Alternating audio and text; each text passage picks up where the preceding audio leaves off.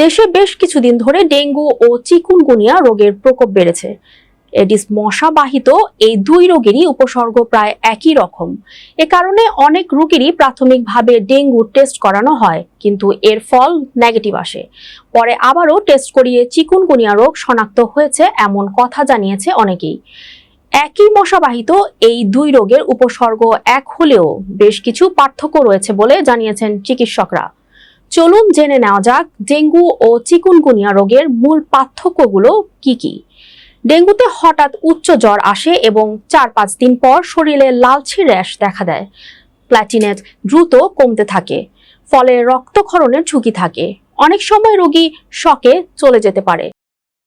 ডেঙ্গুতে liver, heart বা kidney সহ শরীরের অঙ্গ ক্ষতিগ্রস্ত হওয়ার ঝুঁকি বেশি। খাবারের অনীহা, বমি এবং অবসাদও সাধারণ লক্ষণ। অন্যদিকে চিকুনগুনিয়াতে ডেঙ্গুর মতো সব উপসর্গ বা লক্ষণ দেখা দেয় না বলে জানিয়েছেন চিকিৎসকরা। চিকুনগুনিয়াতে আক্রান্ত রোগী প্রথমে জ্বর হয়, কিন্তু 2 থেকে 3 দিন পরে জ্বরের তীব্রতা খুব একটা বেশি থাকে না।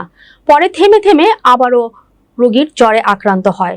সেটা কখনো কখনো 102 ডিগ্রি থেকে 104 ডিগ্রিও হয়। এর বড় বৈশিষ্ট্য হলো জয়েন্ট বা মাসলে প্রচন্ড ব্যথা, এমনকি হাঁটা চলাও কঠিন হয়ে পড়ে। এ কারণে একে ল্যাংড়া জ্বরও বলা হয়।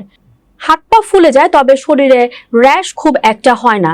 প্ল্যাটিলেট কমে না এবং মৃত্যু ঝুঁকিও নেই, তবে দীর্ঘদিন জয়েন্টের ব্যথায় ভুগতে হয়। ডেঙ্গু ও চিকুনগুনিয়াতে আক্রান্ত রোগীকে একই ধরনের চিকিৎসা সাধারণত দেওয়া হয়। জ্বরের জন্য সাধারণত প্যারাসিটামল জাতীয় ওষুধ এবং ব্যথার জন্য সাধারণত পেইন কিলার দেওয়া হয়ে থাকে।